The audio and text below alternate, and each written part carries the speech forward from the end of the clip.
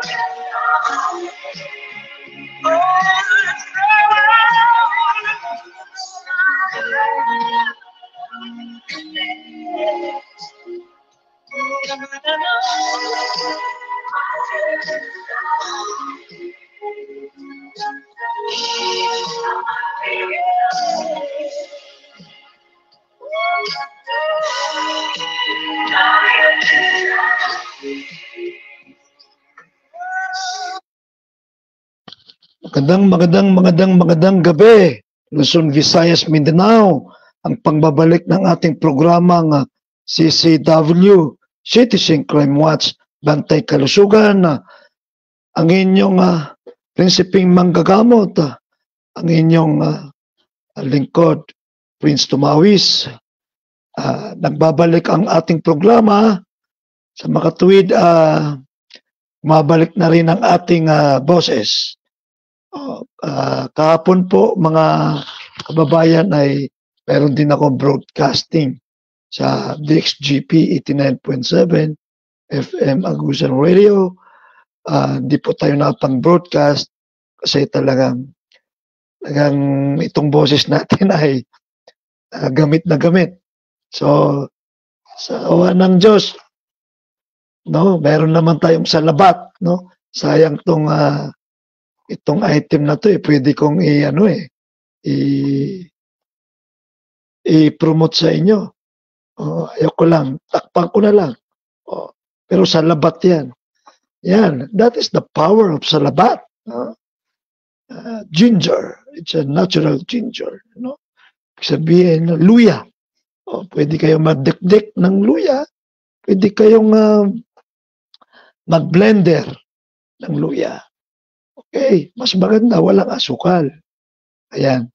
So, sa aking mga taga-subaybay sa DXGP 89.7 FM Agusan Radio, di nyo po ako narinig kahapon kasi nga po gawa ng tayo ay namamaos. Ngayon naman, tayo po ay nabigyan ng pagkakataon ng may kapal na magkaroon ng boses, no? Tapos, syempre, itong CCW Bantay Kalusugan ay di natin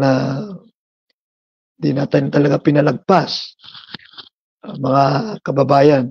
At ako ay kung napapansin nyo, wala ako sa station dyan sa Quezon City, sa may One Executive Building, West Avenue, Quezon City, dyan sa Margo TV. And of course, bago natin batiin ang ating mga kababayan, pasalamatan natin ang Margo TV. Kasi po sa patuloy na pagsusuporta sa ating programa, no? Talagang wala tayong binabayaran dyan. Sapagkat itong Margo TV ay actually halos karamihan ay talagang for bono, no? Talagang serbisyong publiko. Maraming salamat, Margo TV Philippines. Batiin natin ang ating mga membro sa CCW. Sa pangunguna ng ating National President, Diego Magpantay Jr., ang ating National Chairman, si Attorney Ferdinand Topacio Jr., ang ating Executive Vice President Latayan, Vice President Latayan ng Luzon, Vice President ng Visayas, si Terence. I think 72 years old o 73 years old to si Terence. Dating pulisyan, retired colonel police. Pero up to now, 72 years old siya po dito sa VP, Vice President ng buong Visayas, ng CCW. Tama-tama, nandito rin ako sa Cebu.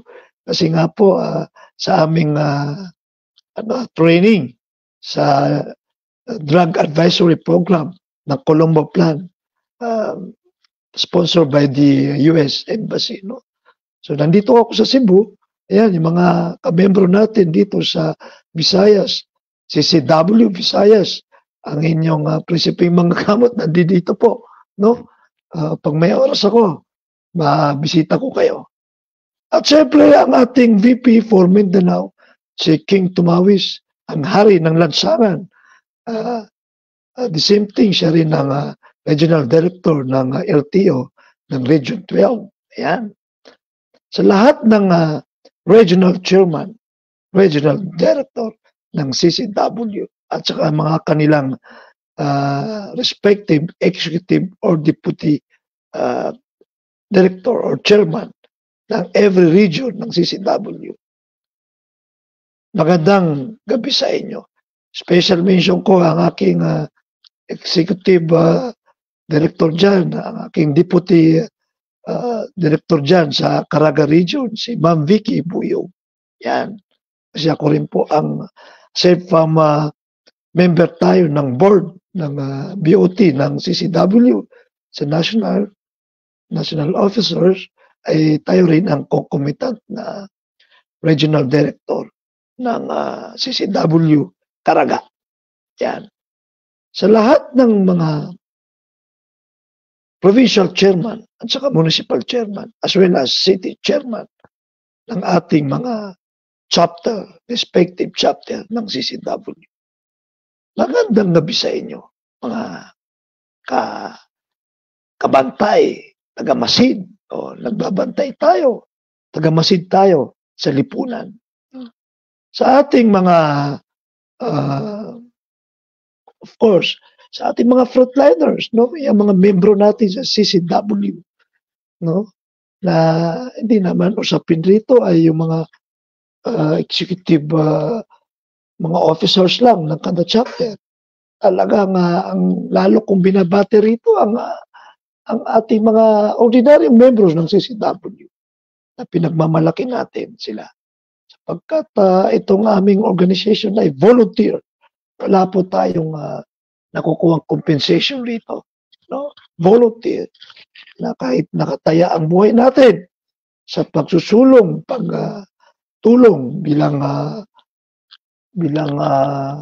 monitoring group or watcher or nag-assess as civic organization or people's organization sa mga transaction ng gobyerno at saka even sa private sector, tayo talaga ang tagatulong nila, no? Ay pinagmamalaki namin kayo, no? On behalf of national board members ng CCW, saka mga national officers sa CCW. Kayo, mga membro namin sa Citizen Crime Watch, na nasa lansangan, no? Nasa checkpoint, nasa mga eskwelahan para magbigay ng assistance sa mga faculty ng mga kada paaralan, sa mga palengke na nag-assist, no? Tumutulong sa mga suliranin dyan sa palengke. Yung mga CCW member namin na parating active dyan sa may mga na-aksidente sa lansangan. The same thing dyan din sa mga na binibisita tayo ng mga ating mga bagyo. Tuwing bumibisita ang bagyo, mga kalamidad, andyan ang ating mga CCW. Kita ko yan sa chat room. Kita ko yan sa mga Facebook. Talagang sinusulong nila yung mga baha para makatulong, no, sa disaster, sa mga earthquake, no? Tayo sa mga CCW, sa mga kahit sa bulkan, pag pumuputok ang mga bulkan mayon, na bulkan Taal, nandiyan ang CCW na mga ordinaryong membro natin, sila talaga ang nasa field, no? Wala pong sahod dyan. Wala nakukuhang mga volunteer allowance sa gobyerno. Wala po. Lalo sa amin. Kami po ay voluntary. Kaya pinagmamalaki namin ang aming mga membro sapagkat yan ang hindi yan bagong bayani, matagal lang bayani ang mga yan. Bakit kamo? 3 dekada nang namamayagpak ang Citizen Crime Watch sa ating bansa. Kaya nga po, tayo kahit nasa gobyerno, daming organization, ay pinapriority natin ng CCW. Dito po tayo nahubog. Dito po tayo lalong nakakatulong ng may sinseridad. No? Yan.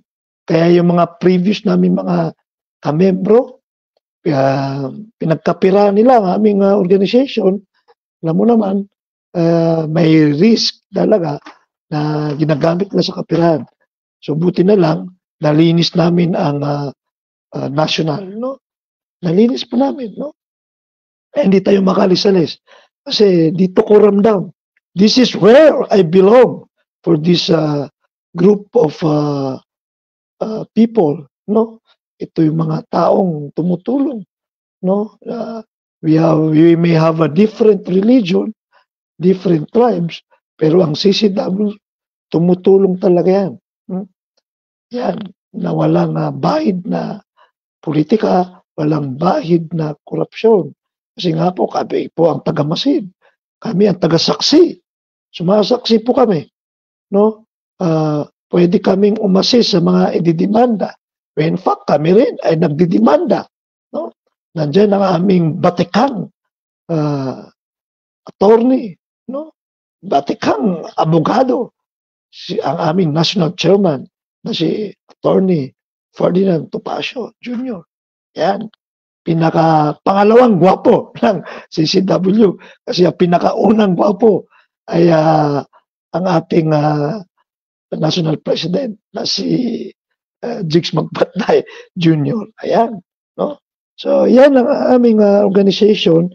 Kaya tayo ay patuloy na maano po, di tayo ayan. Okay, gusto kong i-shoot out ang ating kamembro, si Tagapasid Watcher, no? CCW, Citizen Crime Watcher, Boyet Del Rosario Castillo. Mabuhay po kayo, sir, at ang inyong programa. God bless po sa inyo. From Antipolo, Barangay San Isidro, Lower Chapter, Barangay Inarawan Chapter, Barangay Calawis Chapter. Yan, 2 chapter ito sa probinsya ng Rizal. Aming kamembro na CCW. Yan, si paring Boyet Del Rosario Castillo. Ang provincial chairman natin dyan, pumanaw dahil sa kanyang mga malungkot mang isipin bilang isang CCW, no? Kaya siya pumanaw dyan. Siya po ay pinatay dyan sa province of Rizal, no? Yan, ang aming CCW. Sana gumugulong na ang justisya kasi ayaw namin tantanan. In fact, nagbigay po kami ng 100,000 pesos. No, yan sinabi ni National President Jigs Magpantay na pabuya sino mga pagturo doon sa suspect na yon, no? Yan. Kung sa Mindanao yan, di na pabuya yan. Bibigyan natin sa gunggong na yon, no? Anyway, si Manigbas Joseph, magandang gabi, CCW, ayan. Mga membro natin to sa CCW. Si taga-bantay natin, taga-masid natin, si Manigbas Joseph. Yan. Okay. Yan ang ating mga kasamahan sa CCW. Ngayon po, mga kababayan ng Luzon, Visayas, Mindanao, ako po ay nandito sa hotel, no? Hindi po ito ang bahay ko. Ito po ay nasa hotel po kami, nasa Cebu City. Cebu City po kami dahil nag-ano po kami, training for being an addiction specialist, addiction professionals. Ito po ay universal treatment curriculum for substance use disorders for the Department of Health. Okay? Pang ano na po to? Course. Ang course po ay common co-occurring mental and medical disorders, an overview for addiction professionals, and another course, crisis intervention for addiction professionals. Ito po ay programa ng drug advisory program ng Colombo Plan, sponsored by the US Embassy.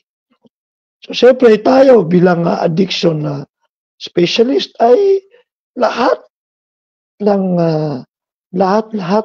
pwede nating malaman at lahat ng pwede nating matutunan, no, na makakatulong sa ating mga person-use drugs, sa ating mga kababayan na lulun sa bisyo ay kailangan tulad itong Colombo Plan na to, marami tayong natutunan, ay dapat lang na i-apply natin to sa ating mga person-use drugs. Nang sa ganun, ay sila ay mabigyan ng pag-asa. Sila po ay makarecovered sa kanilang addiction. Ganyan po, no? Kaya ganito tayo, nagpakasipag na umattend ng training, no? Dito sa ating Colombo Plan training.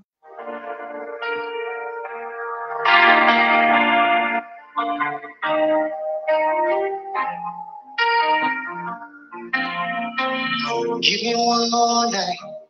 Just give me one more night. Give me one more night. You know I can't wait.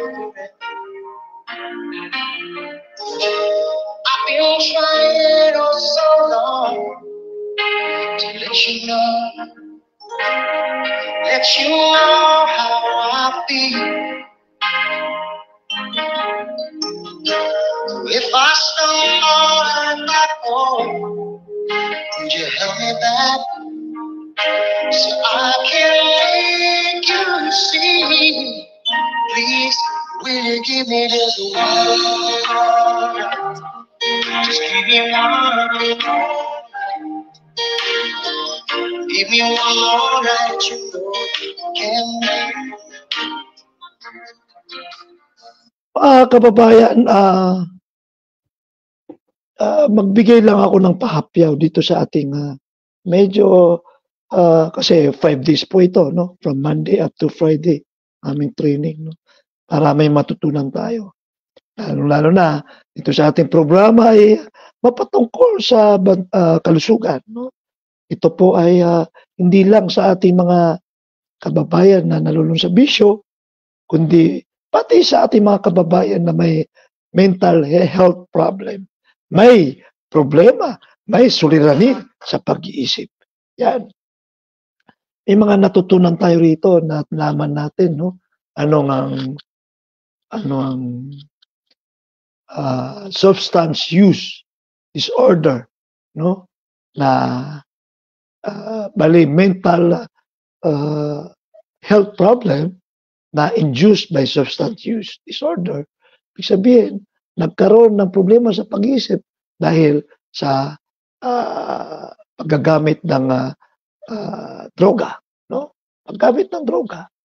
Mayroon namang mental health problem, no? Dahil mga medical disorder, ng mental disorder na hindi siya ang dahilan ay ang drug addiction, no?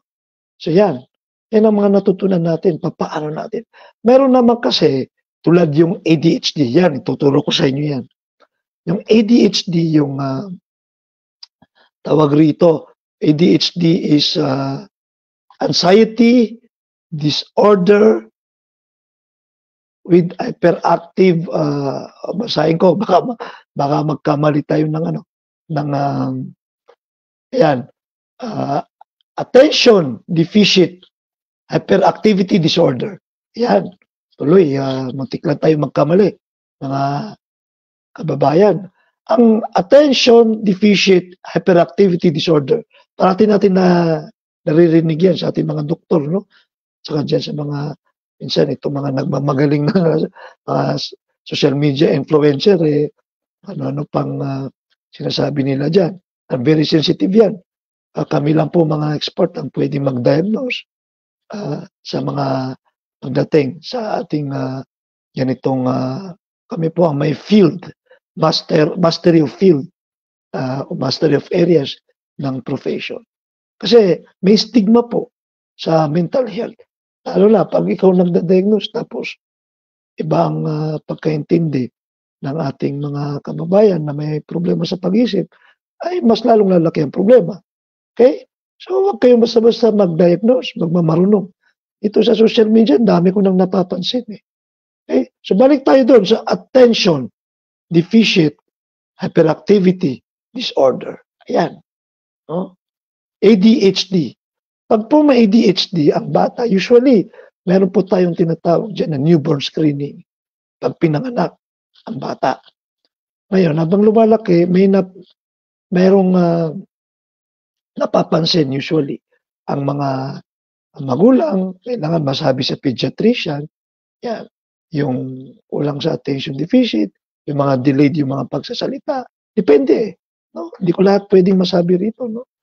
So, may mga test diyan, no?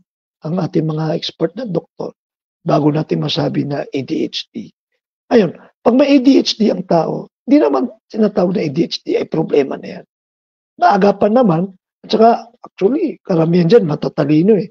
Ang problema lang sa ADHD, magaling lang sila sa isang, sa 'pag nag-focus sila sa isang, skills or field or areas of, uh, activity or expertise. Halimbawa swimming, 'pag dun sila focus, lalo silang gumagaling sa swimming, no? And sa competition napakagaling nila. Ang problema 'pag tinanggal mo doon, 'yan yung mga natutunan natin kay JV, no? Ang isang nating mga, speaker doon, lecturer, si JV Aquino, taga Iligan City 'to, no? Na-residing sa Cagayan de Oro. Cagayan de Oro, 'yan. Ang ating, kapatid na JV Aquino, magaling na ano 'to, rehabilitation practitioner, nurse by profession, 'yan. Pino-promote na kita, paring JV, no? 'Yan. Ano 'to, eh, brad 'to ni DG, Taugama ito, JV, no? Si 'yan, magaling 'to, magaling na rehabilitation practitioner. Ngayon, 'pag yung ADHD na 'yon, tinanggal mo sa swimming, wala. Halimbawa, adult na siya, di na siya nasanay sa pag-organize sa ibang sistema niya sa buhay, no? No? Hindi niya nasanay. So, mahirap pa siya mag-cope up. But he is a normal person, no? Nga, sabi nga ng ating magaling na rehabilitation practitioner, si JV Aquino, no? Sabi, pag ang history niya, no? Marami siyang naging girlfriend, relationship, no? Tapos, daw seryoso siya, loyal siya during sa relationship nila. Tapos, hindi nagtatagal, papalit-palit siya, no? Oh. So, yun ang mga problema, no? Ng mga ADHD na kulang sa therapy, no? So, pag pumunta sa isang field, dun lang siya magaling. So, dapat kung may therapy yan, kailangan maano mo yan, lahat ng ibang areas ay makakabisado niya rin. Okay? Ganun po. Gusto ko idagdag to, ito rin yung mga risk sa mga pwedeng mabiktima ng drug addiction. They are risk, no? Ano talaga sila, eh. Yung mga ADHD, pag nakatikim ng drug siya, no? Na mahirapan sila makapag-recover, no? Kasi gawa ng yung attention deficit nila. Kaya may papayo ko sa inyo, sa awa ng Diyos, ganun tayo, mahilig tayo sa multitasking, no? Yan, yan ang mga katuruan, upbringing sa amin ng mga aming parents, si mami at daddy, no? Abang maliit pa ang bata, no? Whether na-diagnose siya na ADHD or ang tawag diyan, masamok. Actually naman, not necessarily masamok yung bata. Ibig sabihin ng masamok po, sa Maranao po yan. Pati sa Bisaya, masamok kaysa yung makulit. ADHD na kaagad. Kasi, based on my knowledge, bata pa ako. Ngayon, doktor na po ako, expert na po tayo sa addiction. Environment din, eh. Environment factor, eh. Siyempre, pag upbringing ng parents, napakahalaga yung upbringing ng parents, no? Yung paano tayo pinapalaki ng ating mga magulang. So, multitasking kami, no? No, talagang makukulit din kami, magkakapatid, puro kami lalaki. Oh. So, because of the guidance of parents, napakahalaga po yun, no? So, as I've said, dito naman, pag adult na tayo, lalo-lalo na, ang gusto kong ipayo rito, no? Kasi mental health din to, no? Sa mga, lalo-lalo na sa mga nagtatrabaho sa workplace, dito sa millennial and even Generation Z, ito paulit-ulit kong binobroadcast to na wala silang patient, walang resiliency, no? So, di sila marunong mag-multitasking, actually. No? Kasi, isipin nila parate, risk, I mean, they don't take a risk. Inisip nila parati stress. Stress ng stress. No? Ako bilang Generation X, no, nandito ako sa di naman transition between the baby boomer at itong mga millennial. Nakita ko paano nag-struggle yung mga baby boomer. Nakaya nila yun. Tapos, di natin makaya na factor din itong mga always instant. Nandiyan sa cellphone lahat. Instant yung food, instant yung delivery, pati yung transportation instant. Mga factor talaga yan. So, pwede natin maano yan sa generation ngayon. No? Di naman totally babaguhin. No? So, may mga ano tayo dyan, mga health, mga promotion and education dyan. No? Para, halimbawa, cellphone. Bawasan yung paggamit ng cellphone. No? Anong tawag rito? Yung mga Grab delivery. Bumaba ka naman. Maglakad ka sa mga convenience store. Go to, palengke. Ako po, hanggang ngayon, gusto ko pumupunta sa palengke. No? Sa Malacanang ako, pumupunta kami sa palengke. Papakain kami ng mga estudyante. So, namamalengke kami. Gusto ko yung amoy ng palengke. So, sana maano to nitong mga millennial at saka mga Generation Z, no? Kailangan maano nila to, maranasan nila to. Kasi as I've said, kulang sila sa resiliency, no? Multitasking, kulang talaga sila. Ito, I'm head of agency, head of office. Nakita ko yan. Maraming pag na-stress ang aking staff, di niya nakaya. Nagre-resign kasi inisip niya mag-ano na siya. May trabaho sa labas naman. So, career-wise, wala kang growth. Tayo po, tumagal tayo sa DOH ng 17 years, no? Hindi tayo na na-attract sa mga private practice na malaki ang kita. So what I'm trying to say, pag tumatagal ka sa isang opisina, dyan ang growth mo. So, yung expertise mo, base po yan sa panahon, sa time. Kaya bang tumatagal ka, na-expert mo yung trabaho mo, nagiging institution ka na dyan. So, syempre, promotion-wise, ikaw talaga kinukuha, ikaw talaga pinopromote. No? Yan. So, kaya mahalaga po sa atin, alam mo, I don't know kung may studies pa to. Napansin ko talaga, marami akong mga immediate family rin ng ganyan. Dito sa generation natin ngayon, ang daming ADHD. Almost ADHD. Hindi ko malaman eh. Bakit dati naman, no? Laking ano naman tayo, laking probinsya tayo, laking ano tayo, no? Mas grabe yung pag-struggle, no? So, sa pagre-research nga, when we are student, ano pa tayo, para lang pa tayo, nagre-research tayo sa library, pahirapan ng libro. Parang ginto sa atin ng libro, no? Nag-aagawan ng libro. Ngayon po, research na lang, Google na lang. Meron tayong mga dyan, online na books, no? Ang bang tawag doon. So, yan ang nakikita natin na while time is changing, the masses, nagbabago ang masses. No? Pero ito, sabi ko sa inyo, pumunta kayo sa probinsya. Sa probinsya po, doon po ako naka-destino, no? Diyan sa Agusan del Sur. Pag tinitingnan ko, yung nasa bundok, nasa laylayin, no? Though may touch pa rin ng technology, like yung cellphone, wala naman ako nakikitang ADHD doon. Grabe to kasi problema nila, paano kumain. Di ba? Sa middle class, ang daming ADHD. Siyempre sa upper class, expected yan. So, yun ang napapaisip ako, no? Na sometimes, sabi nga, ADHD, nagagamot naman, no? So, siyempre, of course, nandiyan yung mga expert natin, no? Mga doktor, no?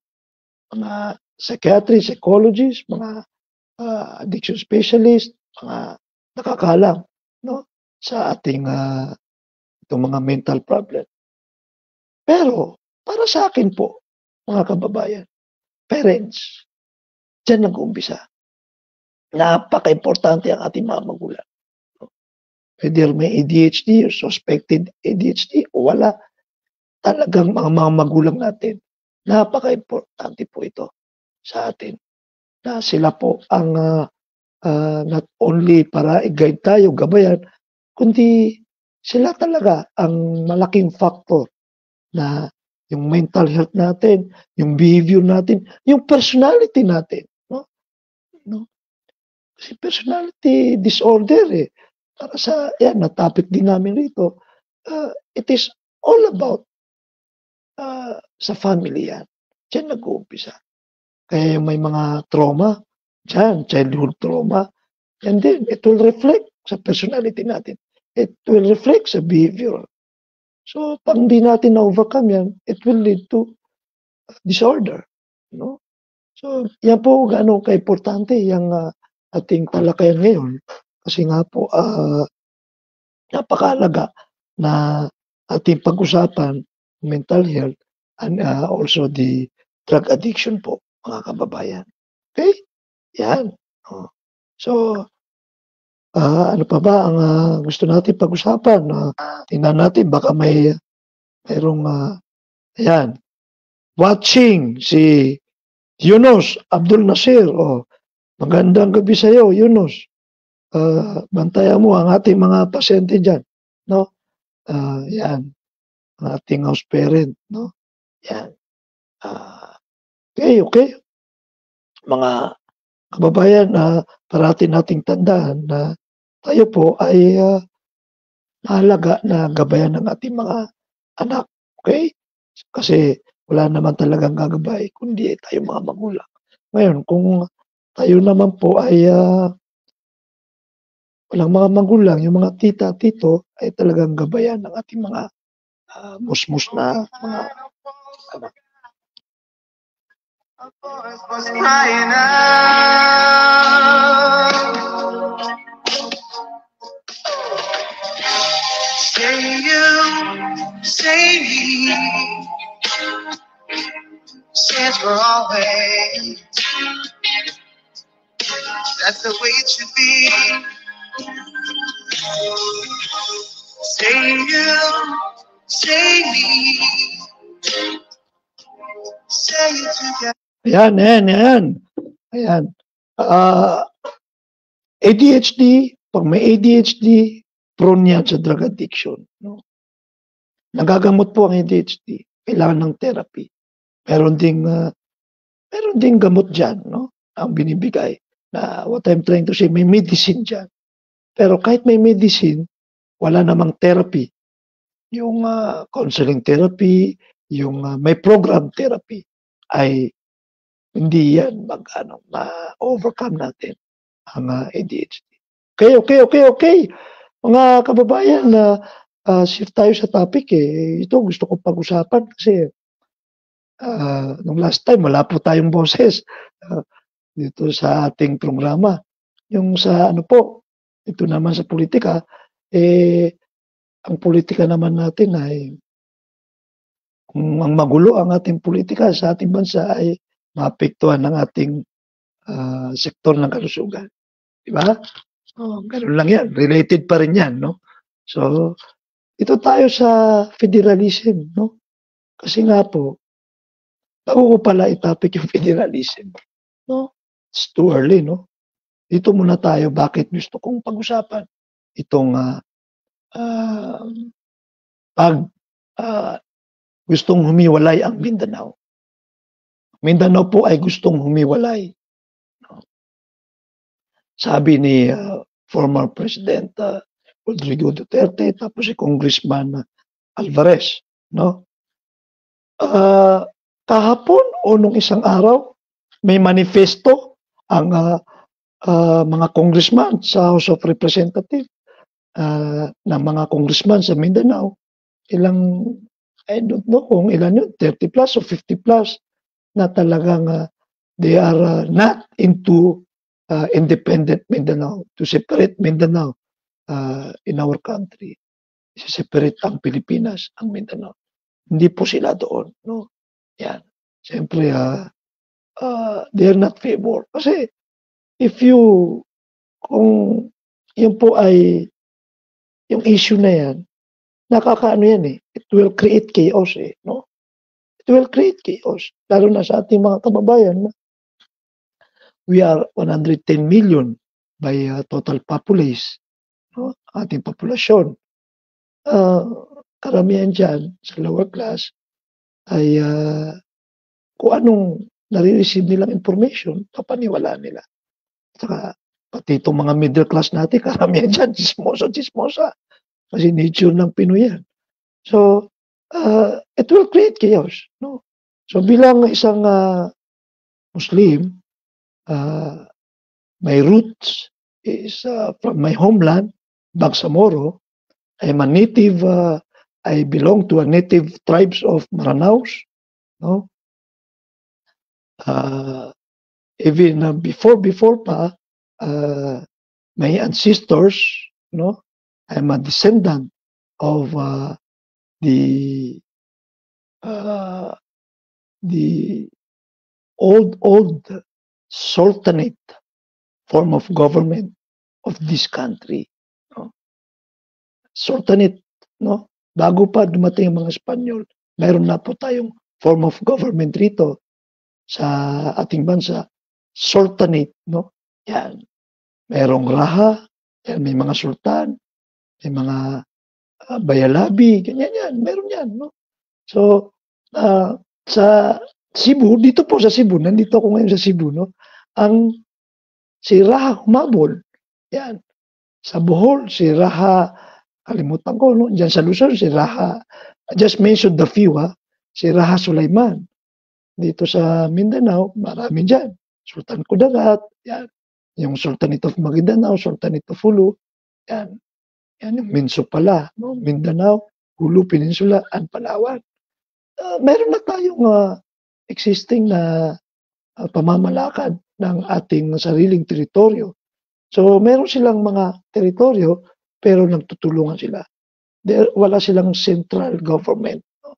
Katulad ng ngayon na central authoritarian Imperial Manila, ang tawag dyan. Ito naman, yung presidential, yung form of government natin. No?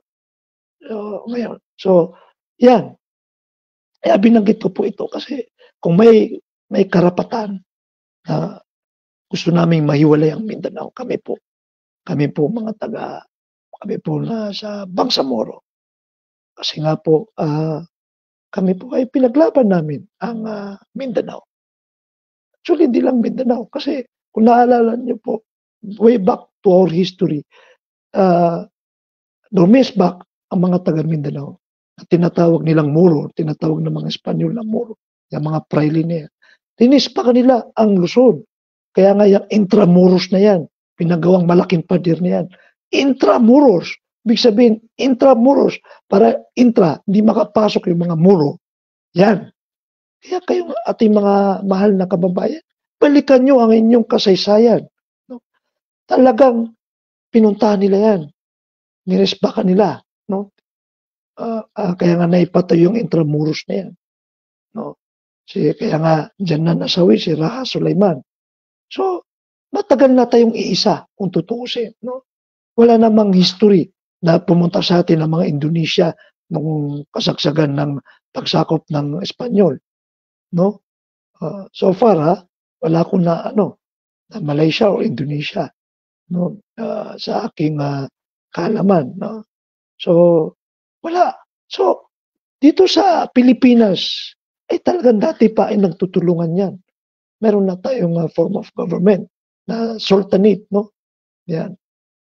Ngayon, kami po ang may karapatan. Pero di namin po yan ginagawa. I mean, di po namin, wala na yan. Binura na namin sa isipan namin yan. Kasi, pag lalo mong pinag-aralan ang aming religion ng Islam, isa yan sa 6 article of faith of Islam, pang-anim na article of faith ng Islam na dapat mong paniwalaan, na never kang maging Muslim pag di mo pinaniwalaan po. Ito po yung qadr. Ang qadr po ay kapalaran. Qadr, it's a will of God. Qadr ng Allah na tayo po ay naging Pilipinas, na tayo po ay naging tinawag na Pilipino. Masakit man, kasi tinawag tayong Pilipino from the root name of Philippines, kasi si King Philip II ay isang pinaka-brutal na mananakop. King Philip II ng Spain, no? Espanyol. So, hanggang ngayon, sa pangalan, sakop pa rin tayo kung tutuusin, no? So, sad to say, qadr yan ng Allah, qadr ng Diyos yan. So, kailangan natin tanggapin yan, no? Ngayon, ang mga migrant from Mindanao ay Ilonggo, Bulano, Ilocano. Kaya dati po, may giyera dyan, no? Siyempre, kapalaran din na siyempre pinaglalaban din ng aming mga ninuno ang lupain, kasi winelcome ng ating mga ninuno sa Mindanao, ating mga kababayan from different part of Philippines na manirahan doon, no? Nag-umpisa yan, I think, kay Ramon Magsaysay, no? Former President Ramon Magsaysay. So, nagkakaroon ng land grab, no? Yung ganun yun eh. So, qadr yan. Ginusto ng Diyos yan. No, okay naman ngayon. No? Kasi katuruan sa Islam na kailangan mo tanggapin ang lupain. Hindi sa'yo lahat. Malawak naman ang lupain. Kaya pag nung dumating ang mga Ilocano, Ilonggo, mga Bulano sa Mindanao, sinir natin ang lupain sa Mindanao. Kasi katuruan sa Islam, ang lupa ay sa Diyos yan. So, ipamigay. Yun. So, sa madaling salita, yun, nagkaroon ng mga conflicts, no? Nabuo pa yung Ilaga, no? So, may away dyan ng Maranao at saka, mga Ilaga. Dito rin sa part ng Cotabato, no? Sa Zamboanga, mga yan. Pero, yan ay part ng ating kasaysayan na ginusto ng Diyos. Ang importante ngayon, nagkakaisa tayo. Tanggap na natin ang bawat isa sa atin. No?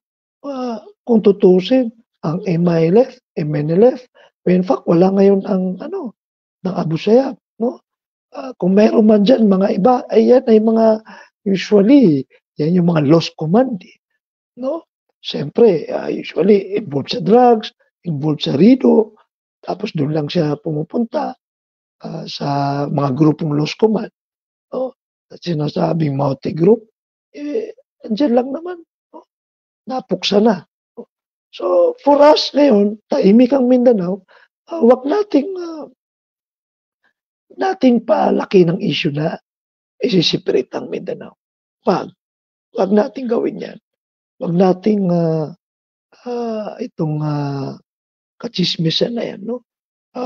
Hindi yung sinabi ng ating mga leaders dyan sa Davao region ay silang masusunod. No? Hindi kanila pagmamayari ang Mindanao. Diyan sila nagkakamali. No? Kami ang may karapatan, pero tanggap natin ang Pilipinas as one Philippines, one country, one nation. Ngunit, subalit, datapwat, ito po ay aking sariling opinion. No? Kasi ever since talaga, ito ay, paniniwala ko to. Nag-mature na po tayo, no?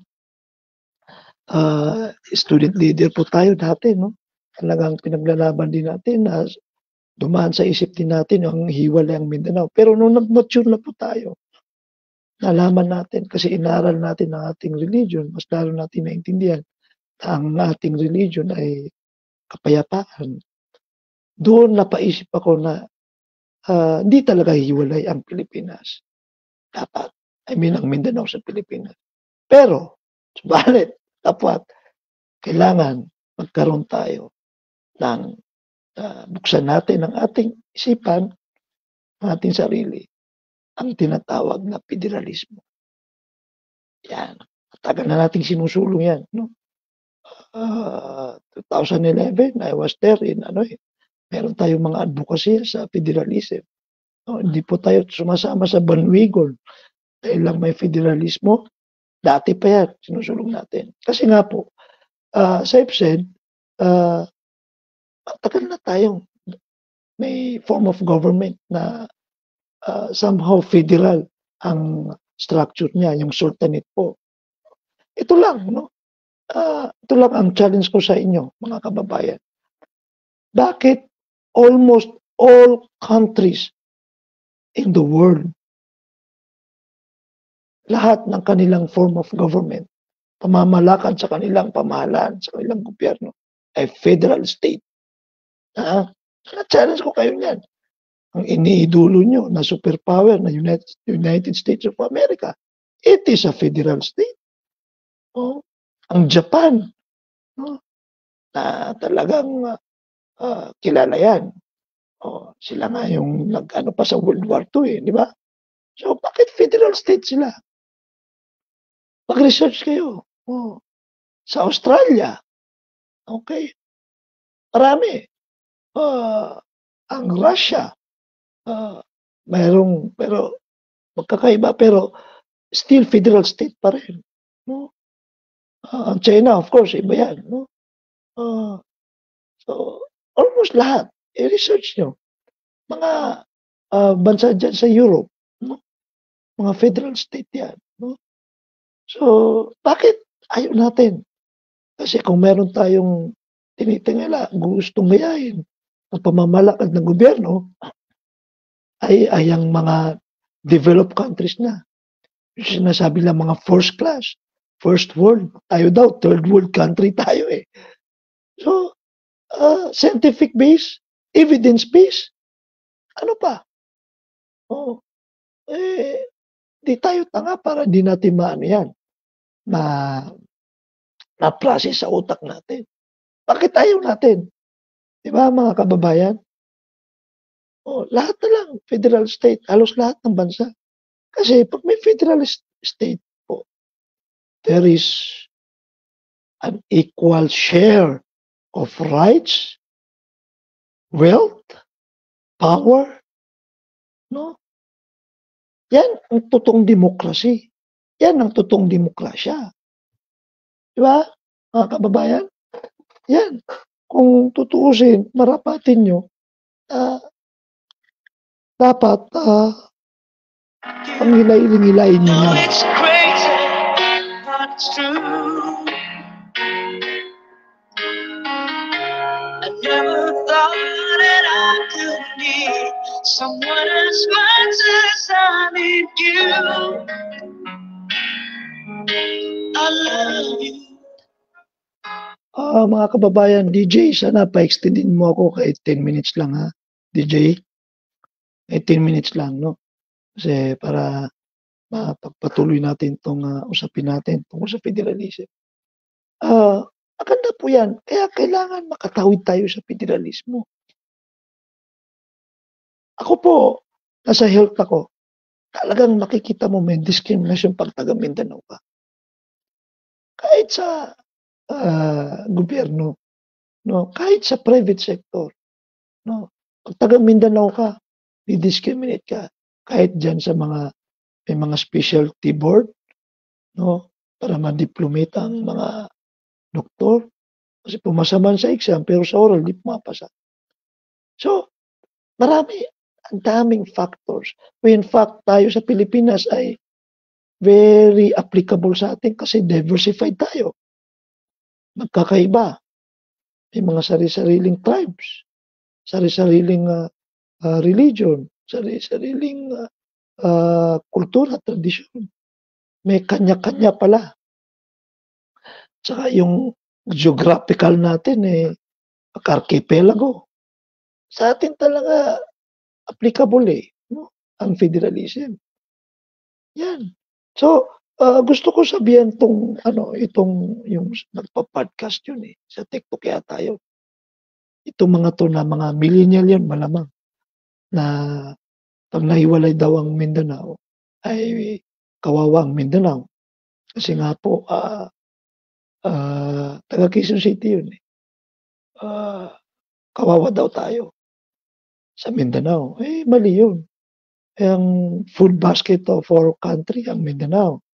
Ang largest plantation ng pineapple, ng banana, ng durian, nag-e-export pa sa ibang bansa.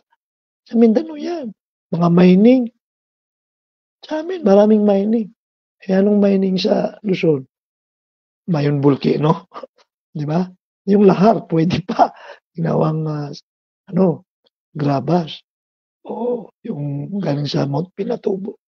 Oo, pero sa'min ang mining, may mining sa gold, kahit iba't ibang klaseng mining ng, ano, nakukuhang, natural minerals diyan, natural resources, 'no, gasolina pa nga, eh, na-discover na sa Mindanao, oh. So, 'wag niyong sabihin na ano, ang Mindanao ay kawawa 'pag nahiwalay.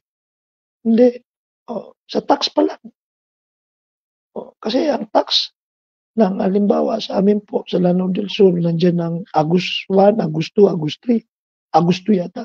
Nandiyan ang hydraulic electric power plant.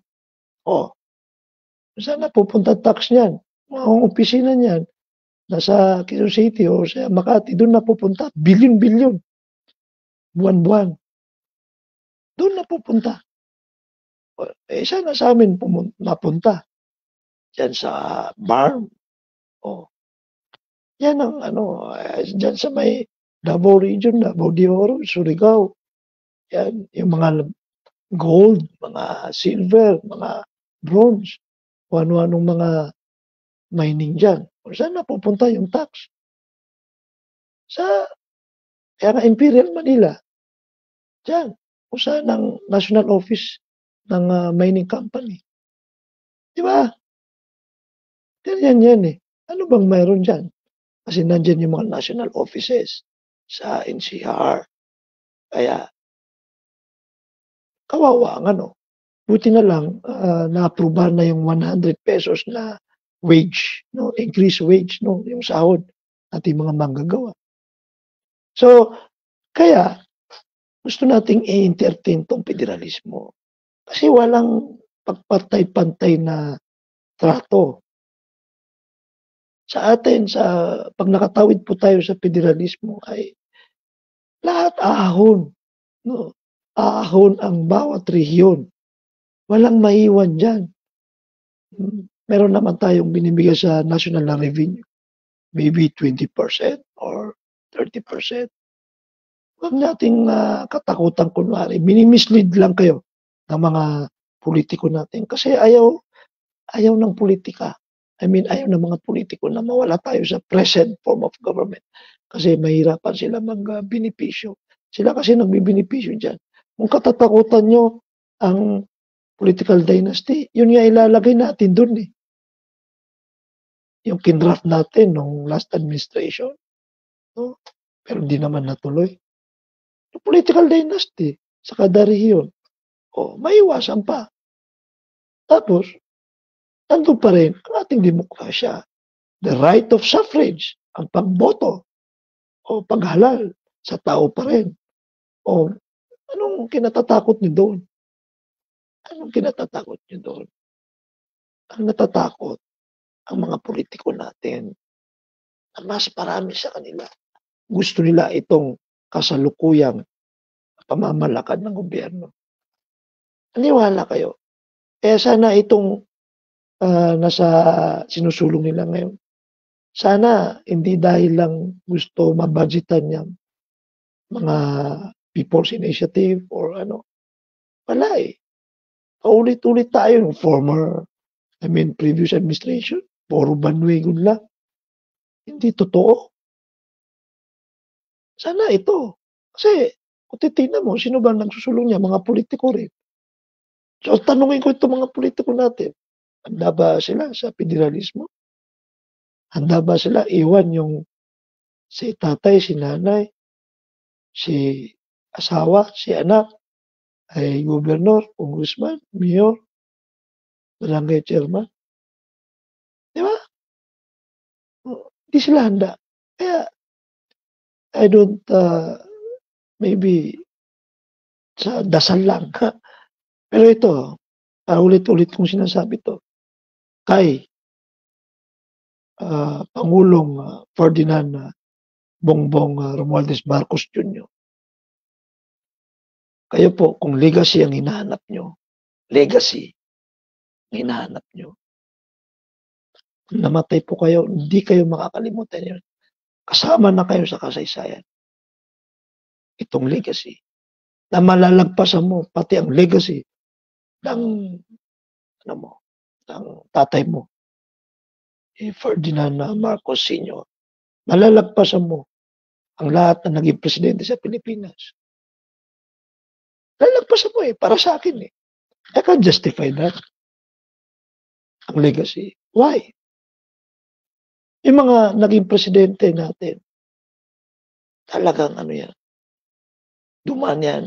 Mga nauna pa. Yung iba, mga leader natin, mga bayan natin, bayani natin. Yan? Dumaan pa sa gera, itong mga president natin, Emilio Aguinaldo, yung conflict nila kay Andres Bonifacio, yan, si Manuel Rojas, dyan yung mga American invader noon, Commonwealth, yan. Tapos yung succeeding president na hindi masyado may gera. Bakit ka mo? Malalagpasan mo aming Pangulong BBM. Tapos pag nalagpasan mo yan, nalagpasan, na isulong mo ang federalismo, ay masasapawan mo lahat ng legacy. Diba? Kasi nga po, pag natuloy po ang ating charter change, whether it's CONCON or CONAS, yan po, hindi dumaan sa gera. Yan po ay hindi dumaan sa kodita. Yan po ay hindi dumaan sa EDSA 1, EDSA 2 na kailangan pa pumunta tayo sa kahabaan ng EDSA. Yan po ay wala masyadong na gamit na mabigat na effort. Diyan lang sa ating mga mambabatas. Kaya, pag naisulong natin yan, legacy po ng ating President BBM. Pati itong mga congressman, mga senador, legacy din nila yan. Their name will be written in the history. Yan. Meron tayong 1987 Constitution. Mabubura na yun. So, meron din mga pangalan doon, yung mga nag-craft noon. Nagpakahirap noon. Legacy ni Cory Aquino yun. Or maybe that is the legacy of the product of the martyr of Ninoy Aquino. Pero dito sa atin, sa pagtawid sa federalismo, legacy po ng nakasalukuy yung mga leaders ngayon. Legacy po ng majority ngayon. Kaya, minumotivate ko ang majority na umapanig sa administration ngayon. Isulong nyo yan na makatotohanan ang federalismo. Hindi pagbanwigon lang. Isulong nyo yan. You will be part of the history. Your name will be remembered, written, in the history. The next generation, ilang generation na dadaan, maalala po kayo. Yan, magpakabayani kayo. Tuloy natin ang federalismo. Yan po ang sagot sa ating mahirap na kontrolin na korupsyon at saka krimen sa ating bansa. Pagdating sa drugs, kung sa federalismo, di yung isang rehiyon, kami mamamahala dyan. Kami bahala dyan sa drugs. Kung may mga drug merchandise dyan, mga personalities dyan. Ganun din, kung may insurgency dyan. So, mabibigyan ng sariling power, sariling otoridad, ang kada rehiyon. Diba? Wala nang maituro na di ko pwedeng execute to. Kasi nga, ni Presidente yan. No. So, kung sino man maging maybe governor sa ah, sa isang region o tsaka yung mga congressman niya o kaya assemblyman ang tawag diyan. Yan. So, we can, you know, ibalik ko ulit. Bakit halos lahat ng bansa ay federal form of government? And up to now tayo ay hindi tayo, ayaw natin tumawid sa federalismo. Tanungin niyo mga sarili niyo, di ba? Tanungin niyo. Kasi sa aking pananaw, no, in my strong conviction, ang federalismo ay para sa mas nakakaraming dukha. Kailangan nila tayo. No? The lower class will be maraming pa-uplift sa kanila, mapupunta sa upper middle class. Ito namang upper class ay medyo mababawasan, mapupunta kasi mabawasan ng corruption, mapupunta din sa middle class. Ngayon, mas dadami ang middle class. Maganda ang ekonomiya pag madami ang middle class. Ngayon, bababa ang krimen. Ayan. Tapos aasenso. And that is a good economy. That is a good governance pag mas maraming middle class. Tapos lahat ng benefits nandiyan sa middle class. In fact, ang working class talaga ang middle class. Whether it is labor or ano, kasi iba ng definition ngayon eh. No? Iba ng categorization nila ngayon. Pero as simple as like that. So ngayon, mga kababayan, tumawid po tayo sa federalismo. Yan po ang sagot sa kahirapan na walang katapusang napakasangsang na korupsyon sa ating bansa. Ay hirap kontrolin. Ma-minimize mo, hirap ma-minimize. Babalik din yan. Nasa sistema na. Tumawid na po tayo sa federalismo. Okay. Mga kababayan, bago ako magpaalam,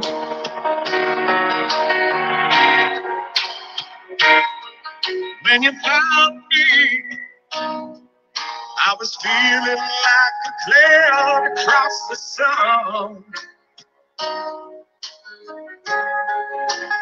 I mean to tell you how you lie. bago ako magpaalam, babatiin ko yung mga kasama kong addiction na professionals. Hindi na ako sumama sa kanila kanina. No? Kasi medyo napaidip ako, tapos may broadcasting pa. Yan, magkita-kita tayo bukas. Pasensya na, hindi ako nakasama sa socialization nyo.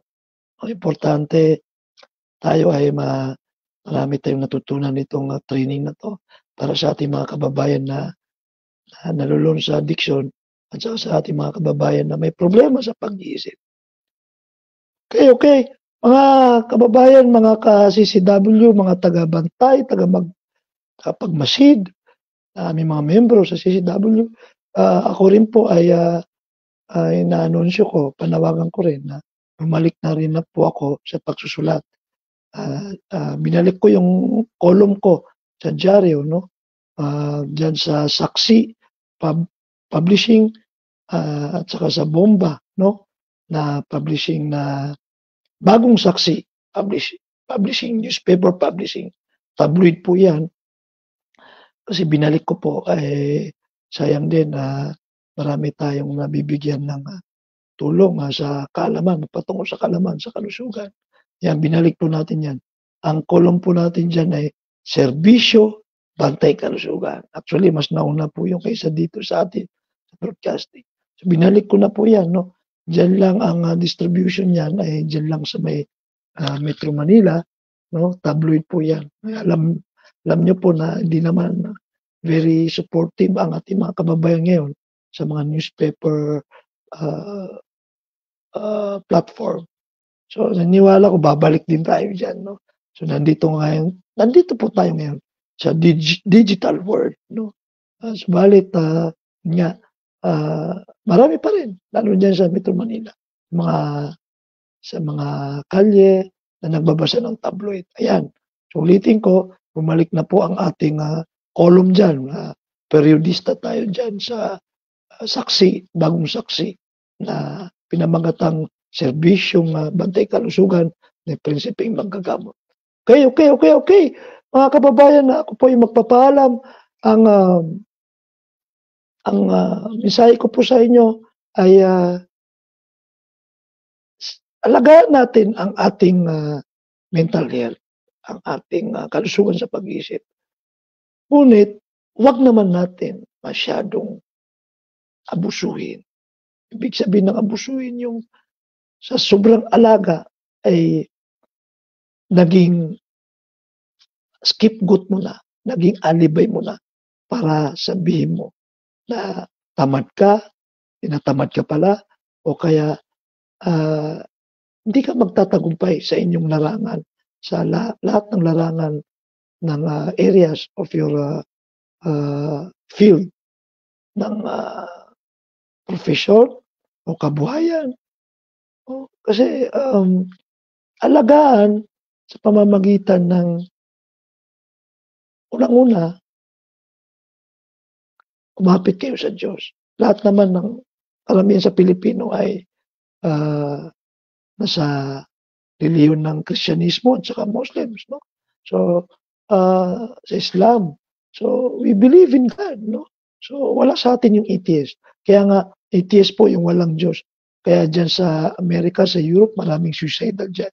Kasi mga atheist po karamihan dyan. So, yung pong payo ko sa inyo, no? Kumapit po tayo sa Diyos. No? Napaka-importante ang spiritual enhancement or spiritual aspect. No? Kaya po tayo mga resilient ang mga Pilipino dahil yung family-oriented tayo, yung family natin ay talagang spiritual. Maano ba? Religyoso ang mga Pinoy. So wag natin kalimutan yan. No? Yan. That is one of the major ways to take care of our mental health. You know, yung enhance mo ang inyong faith, no? Faith-based, no? Spiritual faith-based. Yan. So, pangalawa lang yung pumunta tayo sa mga eksperto. Sila yung nakakaalam. No? Simple counseling. Nakakala nyo counseling, yun ay napaka-halaga po yun. No? Like for example, hindi mo alam paano magpalaki ng bata. Akala mo, yun ay tama. Yung pala, yun ay nagiging trauma sa bata. Tapos it will ma-adapt ang kanyang behavior, ang kanyang magiging personality na niya. So, kailangan talaga rin ay pag ano po kayo, matuto kayo, pumunta sa mga eksperto. Andyan, yung ating mga counseling session. Okay? Kasi hindi napapansin yan eh. Okay lang yung mga person who use drugs kasi talagang they are subject for intervention ng mga expert. Yan. So, sana may natutunan tayo. Saktong-sakto. Isang oras, saka 15 minuto na tayo. So, mga kababayan, mga Luzon, Visayas, Mindanao, paumanin niyo po ang aking maliit na kaalaman sa kalusugan. Yan po ang aking kakayahan. Kung mayroon man lang akong kakulangan ay yun ay in-accept ko na. Yun ay na-admit ko na, tinatanggap ko na ako ay nagsasaliksik din hanggang ngayon. Okay? So, muli, sa susunod ng ating panayam, ang ating programang Citizen Crime Watch, Bantay Kalusugan, ang inyong lingkod, Dr. Melhamid Prince Tumawis. Adios, mabuhay kayong lahat. Assalamualaikum warahmatullahi ta'ala wabarakatuh.